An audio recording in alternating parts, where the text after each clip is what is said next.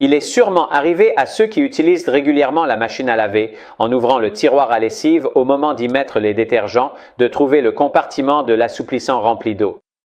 Eh bien, on se demande si cela est normal ou non. Et en réalité, cette situation n'est pas normale, elle se produit pour une raison bien précise que nous allons maintenant examiner et comprendre comment la résoudre. L'approche habituellement utilisée consiste à retirer le tiroir à lessive et à vider l'eau qui est restée à l'intérieur ou, dans d'autres cas, à l'absorber avec une éponge ou encore à verser une quantité d'assouplissant qui est minimale par rapport à celle que le tiroir devrait contenir, car il y a encore de l'eau à l'intérieur. Pour comprendre pourquoi cela se produit, nous devons comprendre et voir comment fonctionne le tiroir à lessive. Le tiroir à lessive, comme on peut le voir, comporte deux compartiments libres à l'avant pour la lessive de pré-lavage et la lessive de lavage principale, tandis que le compartiment à adoucissant est dans ce cas précis.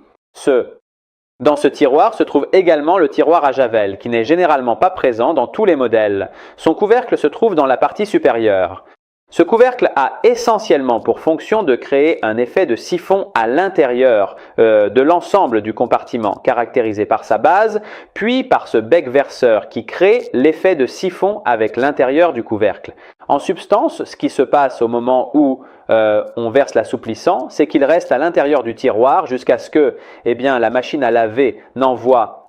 par l'ouverture des électrovannes de l'eau à l'intérieur de ce compartiment. En envoyant de l'eau à l'intérieur, au moment où la quantité d'eau dépasse le niveau maximal et crée une pression pour activer l'effet siphon, on peut voir que le tiroir, automatiquement, tout le contenu qui se trouve à l'intérieur du tiroir va se vider.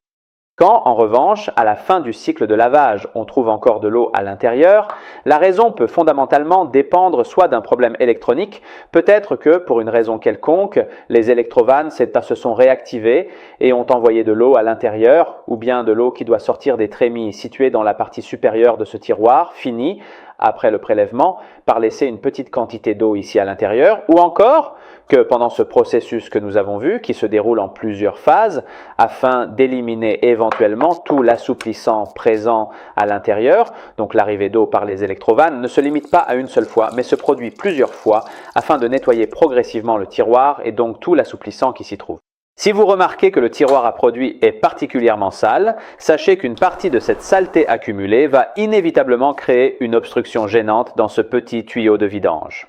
Par conséquent, l'aspiration normale est alors totalement interrompue et, en toute logique, on finit par retrouver une quantité importante de l'eau stagnante à l'intérieur même du tiroir une fois que le cycle de lavage est terminé.